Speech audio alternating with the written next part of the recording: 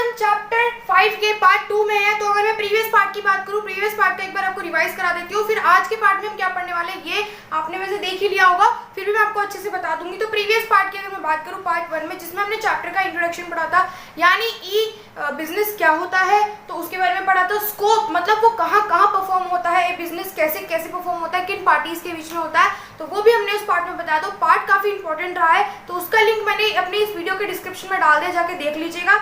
And अगर मैं आज के पार्ट की बात करूं, आज हम पढ़ने वाले हैं ई बिजनेस और ई कॉमर्स के बीच का डिफरेंस, क्योंकि ज्यादातर बच्चे अगर 12th भी क्रॉस कर लेते हैं, ग्रेजुएशन में भी आते हैं, जब भी इन्हें डिफरेंस पता नहीं चल पाता है कि ई बिजनेस का मतलब क्या है और ई कॉमर्स का मतलब क्या है। ठीक है, बात करें कि उसके अंदर क्या क्या अपॉर्चुनिटीज और क्या क्या बेनिफिट्स हैं ई बिजनेस में, क्या क्या उसके बेनिफिट्स हैं, अगर हम किसी चीज को इस्तेमाल करें तो उसके क्या क्या फायदे हैं, है ना, वो हमारी लाइफ में है तो उसके क्या क्या फायदे हैं, वो हम यहाँ पे डिस्कस करने वाले हैं। तो काफी वीडियो बहुत इंपॉर्टेंट होने वाली है और शॉर्ट वीडियो होने वाली है, तो चैनल को सब्सक्राइब जरूर कर दीजिएगा, वीडियो को लाइक कर दीजिएगा और कमेंट सेक्शन में जरूर बताइएगा कि आपको वीडियो कैसी लगी। अगर किसी पॉइंट में डाउट रह जाए तो जरूर बता दीजिएगा वो पॉइंट, नहीं तो आप कमेंट सेक्शन में अपना नंबर मेंशन कर दीजिएगा।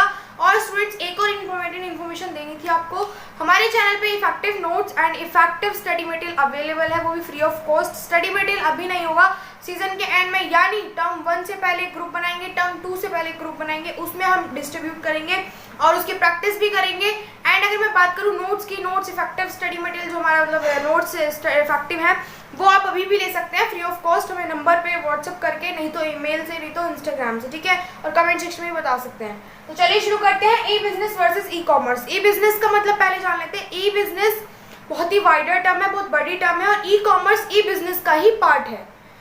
ई कॉमर्स ई बिजनेस का ही पार्ट है, ई कॉमर्स ई बिजनेस में से निकला हुआ है, उसी का ब्रांच है। अब देखो ई कॉमर्स में क्या होता है, दोनों के बीच में डिफरेंस सुनना है। पहला डिफरेंस तो ये होगा कि वो वाइडर टर्म है और वो उसी की ब्रांच है। सेकंड पॉइंट ये है कि ई कॉमर्स में जो डील्स होते हैं, गुड्स एंड सर्विसेज को एक्सचेंज किया जाता है, बस, इसके अलावा कुछ नहीं होता है। इसके अंदर ओनली गुड्स एंड सर्विसेज का एक्सचेंज होता है। ठीक है, अगर मैं बात करूं ई बिजनेस की, कि ई बिजनेस में क्या होता है, ई बिजनेस में आपका यहाँ पर ई कॉमर्स का भी पता चल गया। ई बिजनेस में होता है कि गुड्स एंड सर्विसेज का प्रोडक्शन भी होता है, सेल भी होता है, डिस्ट्रीब्यूशन भी होता है, पैकेजिंग भी होती है, वेयर हाउसिंग भी होती है, और होलसेलिंग भी होती है, रिटेलिंग भी होती है, आफ्टर सेल सर्विस भी होती है, कस्टमर सर्विस भी होती है। ओवरऑल सारा प्रोसेस होता है, यानी सर से लेके पैर तक, यानी एक प्रोडक्ट को बनाने से लेके और कस्टमर के सेटिस्फाइड होने तक का जो प्रोसेस है वो सब ई बिजनेस के अंदर होता है। और ई कॉमर्स में खाली गुड्स को एक्सचेंज किया जाता है, गुड्स एंड सर्विसेज को सेल एंड परचेज होती है, बस। यहाँ पर सब कुछ होता है, वो मुझे लिखने की जरूरत नहीं, क्योंकि मैंने आपको बता दें ई बिजनेस के अंदर क्या होता है, दोबारा रिवाइज करते हैं। ई बिजनेस के अंदर गुड्स को बनाने से लेके, रॉ मटेरियल खरीदने से लेके, रॉ मटेरियल सिलेक्ट करने से लेके, उसके कस्टमर जब तक सेटिस्फाइड ना हो जाए, जब तक का यहाँ पर पूरा सॉल्यूशन है, यानी पूरा प्रोसेस यहाँ पर परफॉर्म होता है।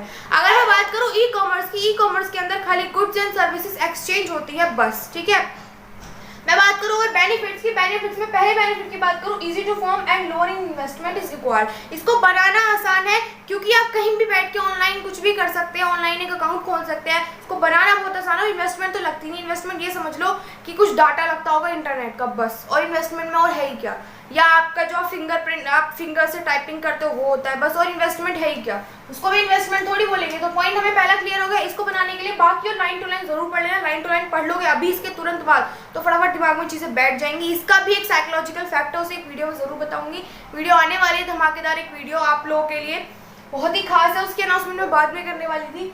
तो इसको बनाना बहुत आसान है। सेकंड है कन्वीनियंस। कन्वीनियंस मतलब इसको कस्टमर तक पहुंचाना भी बहुत आसान है। इसके लिए आपको कोई वेयर हाउस बुक नहीं करना पड़ेगा, कुछ नहीं, आपके पास रखा है कुछ, आप बना, चलो मान लीजिए एक बड़ी कंपनी है, उसके वो बना रही है और तुरंत के तुरंत वो पहुंचा देगी, क्योंकि ऑनलाइन है, अब सीधा कुरियर हो जाएगा, बस। स्पीड बहुत फास्ट है, आप दुनिया के किसी भी मतलब कोने में जल्दी से जल्दी इसको पहुंचा सकते हैं। इसकी इन्फॉर्मेशन एक क्लिक, मतलब माउस ही क्लिक करा तो आपके साथ वहाँ पे वो ऑर्डर होके आपके पास पहुंच जाएगा 24 आवर्स या 48 आवर्स या फिर उससे और डबल, मतलब एक हफ्ते ज्यादा टाइम लगता नहीं, अगर बहुत ज्यादा ही दूर है, अगर कस्टमर और सेलर के बीच का डिफरेंस तो तब लगता है। तो स्पीड का मतलब ये है कि आप एक क्लिक करोगे, आपको तुरंत वो चीज बुक हो जाएगी और आपका कंफर्मेशन हो जाएगा और आपका प्रोडक्ट आपके पास पहुंच जाएगा। बिजनेस के लिए भी आसान हो जाता है कि कस्टमर एक क्लिक करता है, कस्टमर आने का आलस नहीं करता मार्केट, अगर वो बिजी है या उसको कोई प्रॉब्लम है या वो किसी फंक्शन में है उसको। और ऑनलाइन वाली जो बिजनेस आज बहुत चल रही है ऑफलाइन से ज़्यादा, ऑफलाइन भी अपनी जगह है लेकिन ऑनलाइन का अपना ही आज टाइम क्रेज चल रहा है, बहुत हेल्प मिली है लोगों को इससे, ऐसी बात नहीं है। आप कहीं और क्यों जा रहे हैं इसे समझने के लिए कोई टिपिकल दुनिया की जरूरत नहीं है। अमेजॉन, फ्लिपकार्ट, मीशो, ये सब बहुत बड़े एग्जाम्पल हैं इसके, जो ऑनलाइन शॉपिंग करते हैं, ऑनलाइन परचेजिंग करते हैं और इनसे कस्टमर्स को बहुत ज़्यादा आराम है। ग्लोबल रीच की बात करूँ, ग्लोबल रीच का मतलब है आप दुनिया के किसी भी कोने में बैठे हैं, आप वेस्टर्न में बैठे हैं, ईस्टर्न में बैठे हैं, कहीं भी बैठे हैं, आप ओवरऑल इंडिया में कहीं किसी वर्ल्ड में भी बैठे हैं तो आप वहां से ग्लोबल रीच में मतलब आप फटाफट बुक कर देंगे क्लिक करके और आपका प्रोडक्ट वहां पे पहुंच जाएगा या आप कंपनी वहां पे भेज सकती है। दोनों के लिए बेनिफिट है, कंपनी के लिए भी बहुत अच्छा बेनिफिट हो गया। पहले क्या, कंपनी एक जगह है तो उसके आसपास के लोग ही आ सकते हैं, ज्यादा से ज्यादा दूसरी सिटी के लोग आ सकते हैं, लेकिन वर्ल्ड में पूरे में फैलना मतलब बहुत बड़ी बात है। तो आप ग्लोबल रीच का मतलब दुनिया के किसी भी कोने में बैठे हैं आप इसे ढूंढ कर उसके पास पहुंच सकते हैं, सिर्फ एक इंटरनेट के थ्रू और एक क्लिक के थ्रू। लास्ट है फिफ्थ है हमारा कॉस्ट सेविंग। कॉस्ट सेविंग का मतलब है कि इसमें कॉस्ट बहुत सेव होती है क्योंकि इसमें आपको कुछ भी नहीं करना पड़ता, वेयर हाउस नहीं बुक करना पड़ता, कुछ भी नहीं करना पड़ता, कस्टमर को अपना पैसा खर्च नहीं करना पड़ता, यहाँ आने के लिए कंपनी को पैसा खर्च नहीं करना पड़ता, सेलर को पैसा खर्च नहीं करना पड़ता। सिर्फ एक इंटरनेट पे ही तो शॉपिंग होती है, वही बातें होती है, वही रिव्यूज होते हैं, कस्टमर को कैसा लगा प्रोडक्ट जो पहुंचा, कस्टमर का क्या रिव्यू था या फिर उसे क्या परचेज करना, सब कुछ ऑनलाइन होता है। आपको कुछ भी यहाँ पे सेव कुछ भी कॉस्ट लगाने की जरूरत नहीं है, ठीक है। आपके पास एक स्मार्टफोन होना चाहिए और आपका बिजनेस चल पड़ेगा, ठीक है।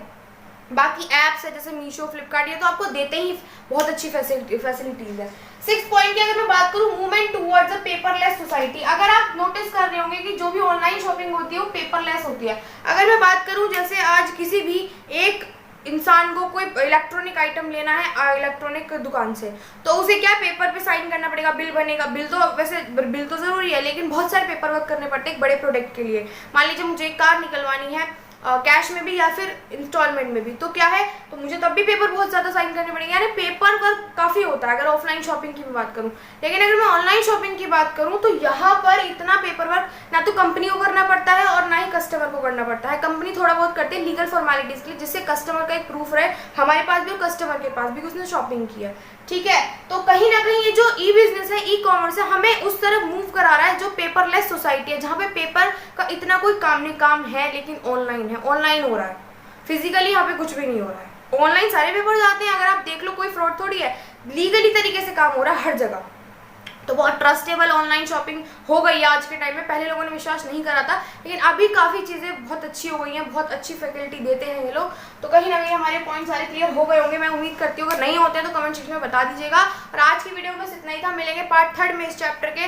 पार्ट 3 में चैप्टर खत्म हो जाएगा और उसके जो नेक्स्ट उस वीडियो में मैं अनाउंस कर दूंगी। और लास्ट की जो वीडियो होगी इस चैप्टर की, यानी लास्ट जो पार्ट होगा इस चैप्टर का, उसमें मैं इस चैप्टर का इंपॉर्टेंट टॉपिक बताऊंगी, वो कितने मार्क्स के लिए इंपॉर्टेंट है और कैसे उसको प्रिपेयर करना है वो भी मैं लास्ट पार्ट में जरूर बता दूंगी। और नेक्स्ट जो वीडियो बहुत खास आने वाली, सिलेबस से थोड़ा हटकर, थोड़ा फैक्ट्स के ऊपर, थोड़ा स्टूडेंट्स के ऊपर, उसकी भी अनाउंसमेंट में कर दूंगी और उसका लिंक भी मैं अपने डिस्क्रिप्शन में कहीं भी डाल दूंगी, तो आप देख लीजिएगा। Thank you for watching the video.